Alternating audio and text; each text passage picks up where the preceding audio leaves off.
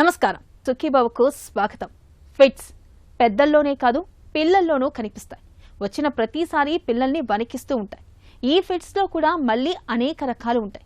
కొన్ని రకాల ఫిట్స్లో కాళ్ళు చేతులు కొట్టుకుంటే, మరికొన్నిట్లో ఊరికే అలా కుదుపు వచ్చినట్లుగా ఉంటాయి. కొన్ని ఫిట్స్లో మనకు ఎలాంటి లక్షణాలు కనిపించవు. డాక్టర్లు మాత్రమే వాటిని గుర్తించగలరు. పిల్లలు మూర్ఛలతో బాధపడుతున్నప్పుడు తల్లిదండ్రులు ఒకటే కంగారు పడిపోతూ ఉంటారు, భయపడిపోతూ ఉంటారు. నిజానికి ఒకప్పటితో పోలిస్తే ఇవాళ ఫిట్స్కు చక్కటి మందులు, చికిత్సలు, అవసరమైతే సర్జరీ రూపంలో చక్కటి పరిష్కారాలు అందుబాటులో ఉన్నాయి. మనకు కావాల్సిందల్లా ఫిట్స్ పై అవగాహన మాత్రమే అంటారు డాక్టర్లు. పిల్లల్లో ఫిట్స్ గురించిన పూర్తి వివరాల్ని ఇప్పుడు తెలుసుకుందాం.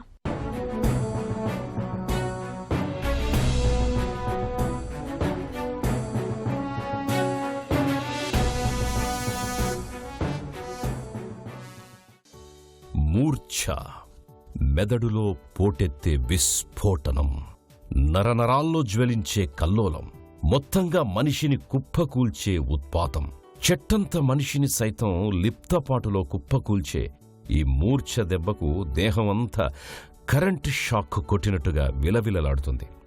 మూర్ఛవ్యాధికి ప్రధాన కారణం మన మెదడులో విద్యుత్ సంకేతాల మధ్య షార్ట్ సర్క్యూట్ జరగడమే అని చెబుతారు. మనకు ప్రత్యక్షంగా కనిపించకపోయినప్పటికీ మన శరీరంలో జీవక్రియలన్నీ విద్యుత్తు సంకేతాల రూపంలోనే జరుగుతుంటాయి. మెదడులో ఉండే మొత్తం 100 కోట్ల న్యూరాన్లు ఈ విద్యుత్తు సంకేతాలకు వారధిగా పనిచేస్తుంటాయి. ఈ 100 కోట్ల న్యూరాన్లకు మరిన్ని కోటానుకోట్ల కనెక్షన్స్ ఏర్పడుంటాయి. ఇంతటి సంక్లిష్ట ప్రక్రియకి కేంద్రమైన మెదడులో ఏ కారణం చేతైనా షార్ట్ సర్క్యూట్ సంభవిస్తే అది మూర్ఛ రూపేణ మనిషిని కకావికలం చేసేస్తుంది. మూర్ఛలు కేవలం పెద్దల్లో మాత్రమే వస్తాయని అనుకుంటారు మనలో చాలామంది. కానీ నిజానికి పిల్లల్లో కూడా ఫిట్స్ వస్తాయని చెబుతారు డాక్టర్లు. ఫిట్స్ ఆర్ సీజర్స్ ఏదైతే మనం అంటూ ఉంటామో, ఇందులో పేషెంట్ అన్కాన్షియస్ అంటే స్పృహ కోల్పోవడము, కళ్ళు పైకి చూడడము, కాళ్ళు చేతులు కొట్టుకోవడము, లేకపోతే కంప్లీట్గా కూర్చున్న వాళ్ళు ఒకసారిగా పడిపోవడము, ఇలాంటివన్నీ మనం చూస్తూ ఉంటాము. అప్పుడప్పుడు వాళ్ళు యూరిన్ మోషన్ కూడా పాస్ చేసే డ్యూరింగ్ ఎపిసోడ్ అప్పుడు మనం చూస్తుంటాం. వీటన్నిటిని మనము సీజర్ ఆర్ ఫిట్ ఆర్ మూర్ఛవ్యాధికి సంబంధించిన సిమ్టమ్స్గా అనుకుంటాము. మూర్ఛవ్యాధి అనేది ఫిట్స్కి డిఫరెంట్ అండి. ఒక్కసారి ఫిట్స్ వచ్చినంత మాత్రమే దాన్ని మూర్ఛవ్యాధిగా మనము ఆర్ ఎపిలెప్సీగా మనం దాన్ని లేబుల్ చేయము. ఎప్పుడైతే ట్రీట్మెంట్ తీసుకుంటున్నప్పుడు కూడా మల్టిపుల్ టైమ్స్ ఫిట్స్ వస్తూ ఉన్న అప్పుడు దాన్ని మూర్ఛవ్యాధిగా మనం పరిగణిస్తాం. మూర్ఛవ్యాధి అనేది పెద్దవాళ్ళ కన్నా పిల్లల్లో చాలా ఎక్కువ. మన దేశంలో 70% ఫిట్స్ పిల్లల నుంచి వాళ్ళకు చిన్న ఏజ్ నుంచి స్టార్ట్ అవుతూ వాళ్ళు పెద్దగా అవుతున్నప్పుడు కూడా అది కంటిన్యూ అవుతుంది. మూర్ఛవ్యాధి గల కారణాలు ఎన్నో ఉంటాయి, కానీ మనకు వీటిని నిరోధించడానికి కానీ రాకుండా ఉండడానికి కూడా మన బేసిక్ కేర్ ఏదైతే పుట్టినప్పుడు బేబీ ఆక్సిజన్, గ్లూకోజ్ లెవెల్స్ ఇవన్నీ మనం ఒకవేళ కంట్రోల్ చేసుకోకొని మంచిగా పెట్టుకోగలిగితే ఒక 25% ఆఫ్ ఫిట్స్ ఆర్ ఎపిలెప్సీని మనము ప్రివెంట్ చేసుకోవచ్చు. కానీ రకరకాల కారణాల వల్ల పిల్లలకు కానీ పెద్దలకు కానీ ఫిట్స్ అనేటివి వస్తాయి. దాంట్లో ప్రాథమికంగా చూసుకోవడానికి స్ట్రక్చరల్ అంటే బ్రెయిన్ లోపట ఎక్కడైనా డ్యామేజ్ అయినప్పుడు, ఆక్సిజన్ తక్కువ ఉండడం వల్ల, లేకపోతే దెబ్బ తగలడం వల్ల అప్పుడప్పుడు బ్రెయిన్లో స్కారింగ్ అవ్వచ్చు. లేకపోతే కొన్ని కండిషన్స్ ఉంటాయండి, కొన్ని ట్యూమర్స్ వల్ల కూడా ఫిట్స్ వస్తాయి. అప్పుడప్పుడు FCD ఫోకల్ కార్టికల్ డిస్ప్లేసియా, లేకపోతే డెవలప్మెంటల్ కార్టికల్ మాల్ఫార్మేషన్స్, అలాంటి బ్రెయిన్ అమెరికా దానికి తయారైన పద్ధతిలోనే ప్రాబ్లం ఉన్నప్పుడు కూడా మనకు ఫిట్స్ అనేటివి వస్తాయి. రేర్ కండిషన్స్లో మనకు జెనెటిక్ కండిషన్స్లో కూడా ఫిట్స్ వస్తాయి. అవి పుట్టుకతో ఫ్యామిలీలో కూడా రన్ అయ్యే అవకాశాలు ఉన్నాయి. కొన్నిటిలో మెటబాలిక్ డిజార్డర్స్ అంటే మనం ఏదైతే ఆహారం తీసుకుంటామో బాడీలో దాని ఎలా అయితే బ్రేక్ డౌన్ అవుతుందో దాంట్లో ఏమన్నా ప్రాబ్లమ్స్ ఉన్నప్పుడు కూడా కొన్ని టాక్సిక్ కెమికల్స్ మన బాడీలో ఎక్కువ అవ్వడం, బేబీస్లో ఎక్కువ అవ్వడం వల్ల కూడా ఫిట్స్ అనేటివి మనం చూస్తూ ఉంటాం. పసిబిడ్డ అంటే ఇంటిల్లిపాదికి పంచప్రాణాలు. అందుకే ఫిట్స్ వంటి సమస్యలు ఎదురైనప్పుడు మరింత ఆందోళనలో కూరుకుపోతుంటారు తల్లిదండ్రులు. అయితే పిల్లల్లో ఫిట్స్ మరీ అంత అరుదైన సమస్యం కాదు. ఈ ఫిట్స్లో ఎన్నో రకాలున్నాయి. జ్వరం తీవ్రంగా ఉన్నప్పుడు కొంతమందిలో ఫిట్స్ వస్తే మరికొంతమంది పిల్లల్లో జ్వరం లేకుండానే ఫిట్స్ కనిపిస్తాయి. జ్వరంతో పాటు వచ్చే ఫిట్స్ కానీ ఇతర కారణాలతో వచ్చే ఫిట్స్ కానీ చూడ్డానికి రెండూ ఒకే రకంగా ఉంటాయి. ఫిట్స్ మెదడులో అకస్మాత్తుగా సంభవించే ఎలక్ట్రికల్ షార్ట్ సర్క్యూట్ లాంటిది. అందుకే ఫిట్స్ వచ్చిన పిల్లలు చాలా సందర్భాల్లో ఒక్కసారిగా విపరీతమైన కుదుపులకు లోనవుతుంటారు. కాళ్ళు చేతులు కొట్టుకోవడం, నోట్లో నొరగలు రావడం, కళ్ళు తేలేయడం వంటి లక్షణాలు కనిపిస్తుంటాయి. అయితే అన్నిసార్లు ఫిట్స్ ఇలానే రావాలనేం లేదు. మెదడులో ఏ ప్రాంతంలో ఫిట్స్ వచ్చాయి అనే దాన్ని బట్టి లక్షణాలు కనిపిస్తుంటాయి. కొంతమంది పిల్లలు ఉన్నట్టుండి అలా పరధ్యానంలోకి వెళ్ళిపోవడం, శూన్యంలోకి చూస్తూ కూర్చోవడం, ఎవరో పట్టి కుదిపినట్టుగా ఊరికే కుదుపులకు లోనవుతూ ఉండడం చూస్తాం. ఇవి కూడా ఫిట్స్ తాలూకు లక్షణాలే అంటున్నారు నిపుణులు.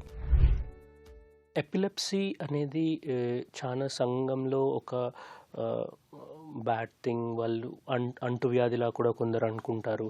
వాళ్ళ ఎఫెక్ట్ ఎలా ఉంటుంది అండ్ సొసైటీలో వాళ్ళ ఇమేజ్ గురించి, వాళ్ళకు పెళ్ళి కావడం కానీ, స్కూల్లో ఒక బుల్లింగ్ ఆర్ వేరే పిల్లలు ఏడిపించడము, ఇవన్నీ మనము చూస్తుంటామండి. ఎపిలెప్సీ ఫస్ట్ ఇంపార్టెంట్ థింగ్ ఏంటంటే ఈ స్టిగ్మా అనేది మనం తీసేయాల్సింది.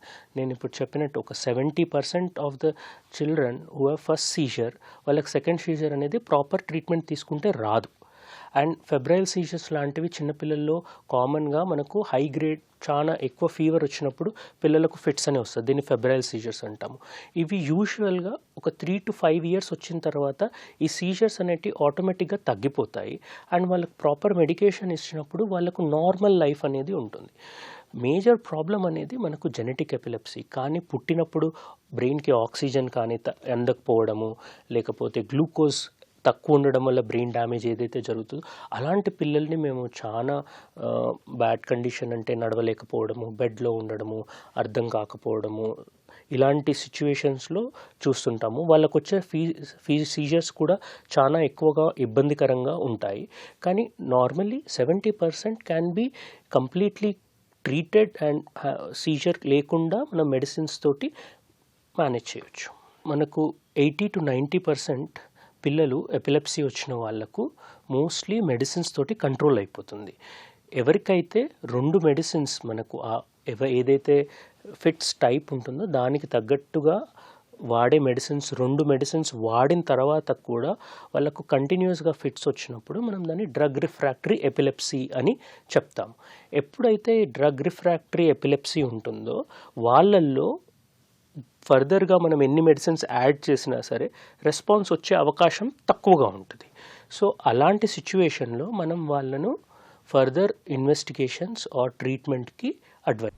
పిల్లల్లో ఫిట్స్కు జన్యుపరమైన అంశాలు మొదలుకొని తలకు దెబ్బలు తగలడం, మెదడులో లోపాలు, ఇన్ఫెక్షన్ల వరకు చాలా కారణాలే కనిపిస్తాయి. ఇక ఫిట్స్ అనేవి ప్రాణాంతకం కాకపోవచ్చు, కానీ నిత్య జీవితంలో ప్రమాదకర పరిస్థితుల్ని తెచ్చిపెడతాయని గుర్తుంచుకోవాలి. ఫిట్స్ వచ్చినప్పుడు చేతిలో తాళాలు, ఇనుప వస్తువుల్ని పెట్టడం, నోట్లో నీళ్లు పోయడం చేస్తూ ఉంటారు. ఇలా చేయడం సరికాదంటారు డాక్టర్లు. పిల్లల్లో ఫిట్స్ గురించిన మరిన్ని వివరాలను ఇప్పుడు తెలుసుకుందాం.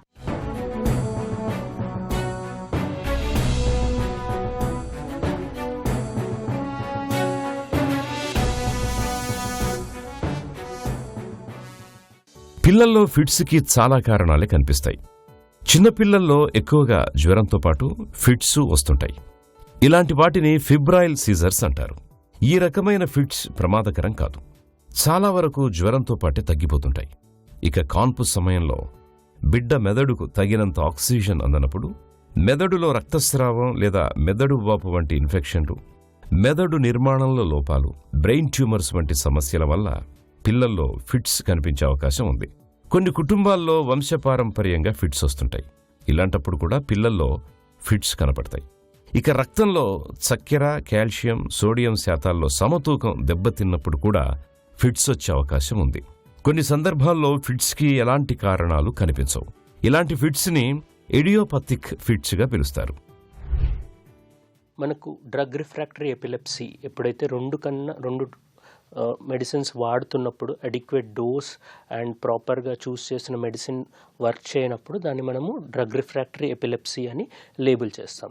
ఇలాంటి డ్రగ్ రిఫ్రాక్టరీ ఎపిలెప్సీ ఉన్న వాళ్లకు కాంప్రహెన్సివ్ ఎపిలెప్సీ క్లినిక్స్ ఎక్కడైతే మనకు మల్టీడిసిప్లినరీ అందరూ డాక్టర్స్ అవైలబుల్ ఉంటారో అక్కడ ఫర్దర్ ఎపిలెప్సీ వర్కప్ అనేది చేస్తాము. అందులో మనకు dedicated epilepsy protocol, MRIs, video easy అంటే మనకు వచ్చే ఫిట్స్ని మనం చూసి వాటి ఎలక్ట్రికల్ సిగ్నేచర్, ఎలక్ట్రోకార్టికోగ్రఫీ అంటారు, అది చేస్తాము. దాన్ని బట్టి పెట్ స్కాన్, మెగ్, స్పెక్ట్ ఇవన్నీ చేశాక మనకేంటంటే ఒకవేళ ఈ ఏరియా నుంచి ఫిట్స్ వస్తుంది, అది అక్కడి నుంచి వేరే దగ్గరికి స్ప్రెడ్ అవుతుంది, ఎక్కడి నుంచి స్టార్ట్ అవుతుంది, ఎక్కడి నుంచి వెళ్తుంది, బేబీకి ఈ సిమ్టమ్స్ ఎందుకున్నాయి అనే ఒక అవగాహన అనేది వస్తుంది. మనకు ఎప్పుడైతే కన్ఫర్మేషన్ వస్తుందో ఎంఆర్ఐలో, వీడియో ఈజీలో, పెట్లో వాటిలన్నీ ఇన్ఫర్మేషన్ని కొరిలేట్ చేసుకున్నాక కాంప్రహెన్సివ్ ఎపిలెప్సీ టీమ్ మీటింగ్ అవుతుంది. అందులో డాక్టర్స్ వాళ్ళ ఇన్పుట్స్ అన్నీ తీసుకున్నాక వేరియస్ కైండ్ ఆఫ్ సిచ్యువేషన్స్ ఉంటాయి. లైక్ ఒకటే ఏరియా నుంచి వచ్చినప్పుడు, ఫోకల్ ఏరియా నుంచి వచ్చినప్పుడు ఆ ఏరియా ఆఫ్ బ్రెయిన్ ఎంత ఇంపార్టెంట్, దాని ఫంక్షన్ ఏంటి అని చూసుకొని దాన్ని మనము తీసినట్టయితే పేషెంట్కి ఎపిలెప్సీ ఆర్ ఈ సీజర్ డిజార్డర్ నుంచి కంప్లీట్గా క్యూర్ చేయొచ్చు.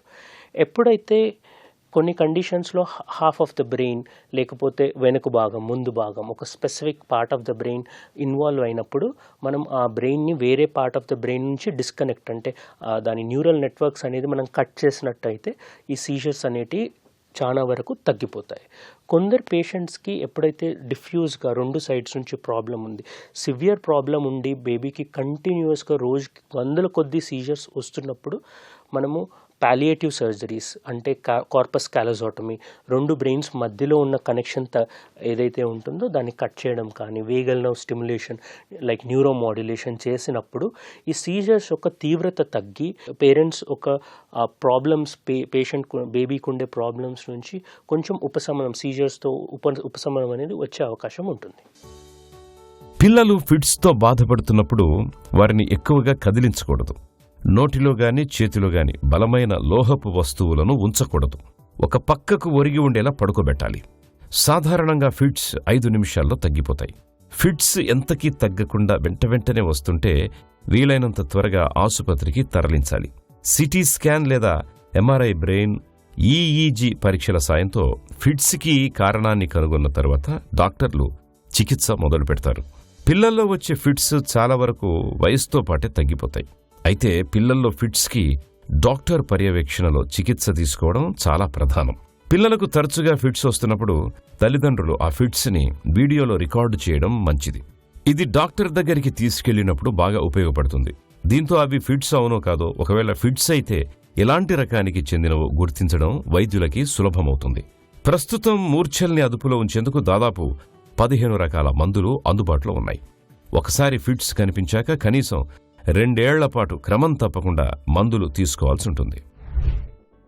సో ఎపిలెప్సీ సర్జరీ వస్తేనండి రకరకాలుగా ఉంటుంది. ఎప్పుడైతే మనకు ఒక చిన్న ఏరియా ఆఫ్ బ్రెయిన్ ఇన్వాల్వ్ అయింది అని తెలిసినప్పుడు ఆ చిన్న పార్ట్ ఆఫ్ బ్రెయిన్ ఎక్కడ ఉంది, దాని ఫంక్షన్ ఏంటి, ఒకవేళ మాటకు, కంటికి, చూపుకి, కాళ్ళు చేతులు ఆడే నరాలకు దూరంగా ఉన్నప్పుడు ఆ పార్ట్ బ్రెయిన్ మనము పేరెంట్స్ తోటి డిస్కస్ చేసి అది తీసేస్తే బేబీకి సీజర్స్ అనేటివి కంప్లీట్గా ఆగిపోయే అవకాశాలు ఉన్నాయి అనేది చెక్ చేసుకొని మనం వాళ్ళకు చెప్తాము.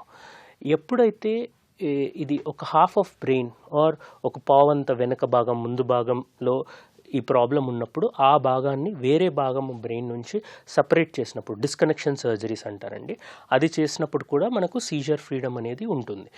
ఈ బ్రెయిన్లో భాగాలను అలా సపరేట్ చేసేసి అలా ఒక పార్ట్ తీసేస్తే ఏమవుతుంది, చిన్నపిల్లల్లో రిస్క్ కదా, వాడికి ఎప్పటికీ ఫంక్షన్ రాదు అంటే ఒక బ్రహ్మాండ విషయం ఏంటంటే చిన్నపిల్లల్లో బ్రెయిన్లో ప్లాస్టిసిటీ అంటారండి, వేరే భాగం బ్రెయిన్ ఈ ఫంక్షన్ని తీసుకుంటుంది. అంటే మీరు ఒక హాఫ్ ఆఫ్ బ్రెయిన్ సపరేట్ చేసినా సరే ఇంకొక హాఫ్ ఆఫ్ బ్రెయిన్ తోటి వాళ్ళు with reasonably good quality of life, ఒక ఇండిపెండెంట్ లైఫ్ బతికే అవకాశం ఉంటుంది. కానీ ఆ సీజర్స్ ఒకవేళ కంట్రోల్ కాకపోతే సమ్టైమ్స్ ఒకసారి ఎక్కువ సీజర్స్ వచ్చినప్పుడు సడన్గా చనిపోవడం కానీ, ఎక్కువ సీజర్స్ అవ్వడం వల్ల మిగిలిన పార్ట్ ఆఫ్ బ్రెయిన్ కూడా ఖరాబ్ అయిపోయే అవకాశం ఉంటుంది. వైల్ మనం ఇవైతే క్యూరేటివ్ సర్జరీస్ గురించి మాట్లాడాము, the second part is palliative surgeries. ఎందులో అయితే మనం సీజర్ బర్డెన్ తగ్గించుకొని క్వాలిటీ ఆఫ్ లైఫ్ ఇంప్రూవ్ చేసుకోవాలని ప్రయత్నిస్తారు. ఎప్పుడైతే generalized epilepsy, severe epilepsy with head drops అని ఉంటాయో వాటిలో మనం కార్పస్ కాలోజాటమీ అనే సర్జరీ చేస్తాం. ఇందులో అయితే 2 బ్రెయిన్స్ ఏవైతే ఉంటాయో సపరేట్ చేయడానికి ట్రై చేస్తాము, డిస్కనెక్ట్ చేస్తాము. సో అది చేయడం వల్ల సీజర్స్ అనేటి స్ప్రెడ్ తగ్గిపోయి సీజర్స్ కంట్రోల్లోకి కొంచెంగా వచ్చే అవకాశం ఉంటుంది. VNS, vagal nerve stimulation is న్యూరోమాడ్యులేషన్లా చేస్తారు. అందులో కూడా ఓవర్ టైం మనకు సీజర్స్ వచ్చే ఇంటెన్సిటీ కానీ ఫ్రీక్వెన్సీ కానీ తగ్గే అవకాశాలు ఉంటాయి. ఎపిలెప్సీ పేషెంట్స్కి ఈ కీటోజెనిక్ డైట్, ఇంకొకటి లో గ్లైసెమిక్ ఇండెక్స్ డైట్ అని 2 ఫ్రీక్వెంట్గా యూస్ చేస్తుంటామండి. కీటోజెనిక్ డైట్ వచ్చేసి అందులో హై ఫ్యాట్స్, లో కార్బోహైడ్రేట్స్ అండ్ అడిక్వేట్ ప్రోటీన్స్ ఉంటాయి. ఇందులో మనకు బాడీలో ఫ్యాట్ ఏదైతే కార్బోహైడ్రేట్స్ వల్ల నార్మల్గా వస్తుందో ఆ ఎనర్జీ సోర్స్ అనేది ఫ్యాట్స్కి చేంజ్ అయినప్పుడు బాడీలో కీటోన్ లెవెల్స్ ఎక్కువ అయ్యి ఆ ketone levels have some impact on epilepsy అనేది హైపోథసిస్ అండి. కానీ మోస్ట్ కామన్లీ ప్రాబ్లం ఏమొస్తుందంటే పిల్లల్లో కీటోజెనిక్ డైట్ టాలరేట్ చేయకపోవచ్చు, ఎందుకంటే వాళ్ళకి వామిటింగ్స్ కానీ తినకపోవడం కానీ అలాంటి ప్రాబ్లమ్స్ ఉన్నప్పుడు వీ ఆల్సో కన్సిడర్ లో గ్లైసెమిక్ ఇండెక్స్ డైట్. ఎందులో అయితే షుగర్కి సంబంధించిన పదార్థాలు ఎక్కువగా ఉంటాయో, స్టార్చీ ఫుడ్ అవన్నీ అవాయిడ్ చేస్తాము. అందులో స్టేబుల్ గ్లూకోజ్ లెవెల్స్ ఉండడం వల్ల సీజర్స్ అనేది తగ్గే అవకాశాలు ఉంటాయి. డైట్ మనకు ఎపిలెప్సీ ట్రీట్మెంట్లో one of the essential component. పిల్లల్లో ఫిట్స్కు ఇవాళ చక్కటి మందులు అందుబాటులో ఉన్నాయి. క్రమం తప్పకుండా మందులు వాడుతుంటే చాలు ఫిట్స్ చాలా వరకు అదుపులోకి వచ్చేస్తాయి. మందులకు కూడా ఫిట్స్ తగ్గనప్పుడు, ఫిట్స్ మళ్లీ మళ్లీ వస్తున్నప్పుడు ఎపిలెప్సీ సర్జరీ రూపంలో ఒక చక్కటి ప్రత్యామ్నాయం ఉంది. పిల్లల్లో ఫిట్స్కు మందుల వాడకం ఎలా ఉండాలో, సర్జరీతో ఫిట్స్ని ఎలా తగ్గిస్తారో ఇప్పుడు తెలుసుకుందాం.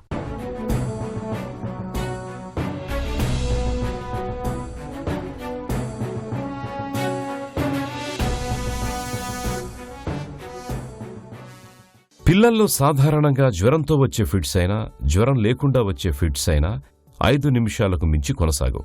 ఆలోపే తగ్గిపోతాయి.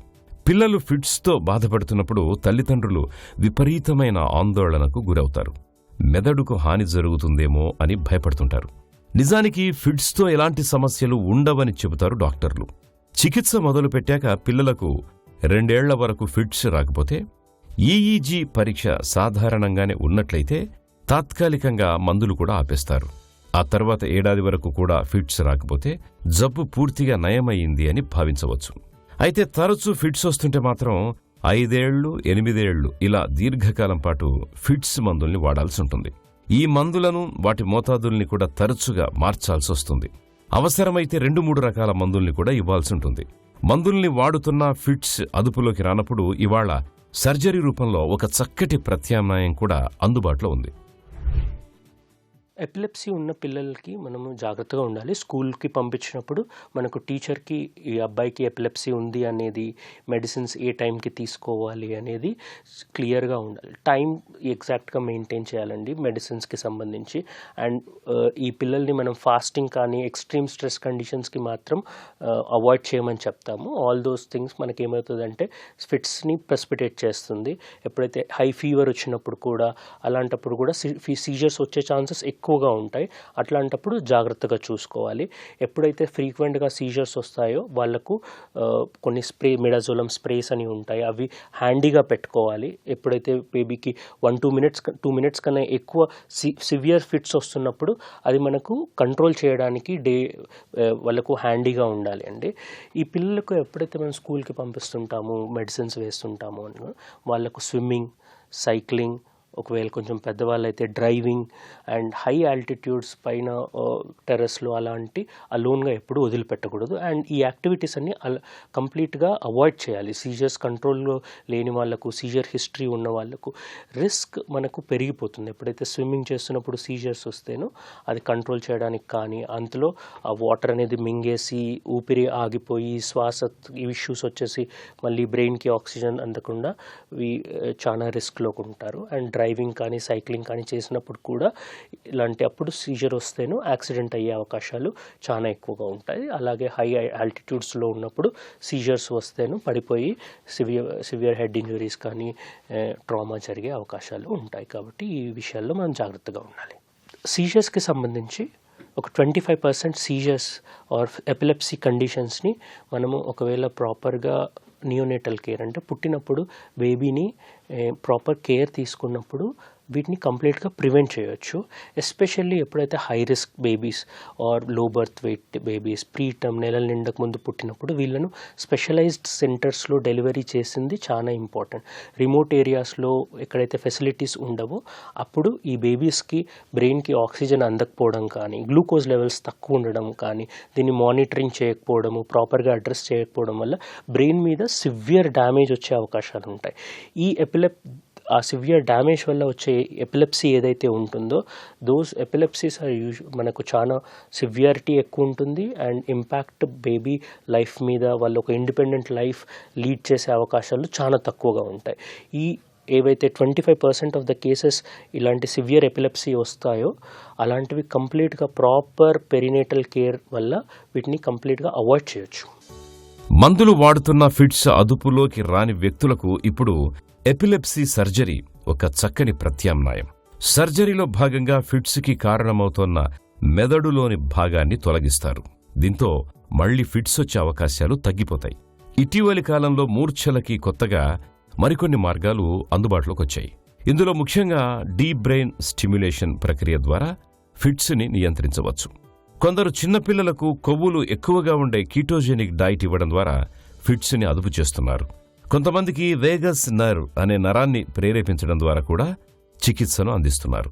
మూర్ఛ వ్యాధితో బాధపడేవారి పట్ల నేటికి మన సమాజంలో వివక్ష కనిపిస్తోంది. పెళ్లి విషయంలోనూ ఈ వివక్ష కొనసాగుతోంది. నిజానికి మూర్ఛ అనేది ప్రమాదకరమైన వ్యాధి కానే కాదు, మందులతో చక్కగా అదుపులో ఉంటుంది అన్న విషయాన్ని మనమందరం గుర్తుంచుకోవాలి. పిల్లల్లో ఫిట్స్ గురించి ఇవాళ మనం భయపడాల్సిన పని లేదు. మందులు వాడిస్తూ నిత్య జీవితంలో కొన్ని ప్రత్యేక జాగ్రత్తలు తీసుకుంటే చాలు. ఫిట్స్ ఉన్నప్పటికీ పిల్లలు అందరిలాగే హాయిగా నిశ్చింతగా నిబ్బరంగా జీవనం గడపొచ్చు. అయితే ఫిట్స్ పూర్తిగా తగ్గిపోయాయని డాక్టర్ చెప్పే వరకు ఈత కొట్టడం డ్రైవింగ్ చేయడానికి పిల్లల్ని దూరంగా ఉంచడం తప్పనిసరి.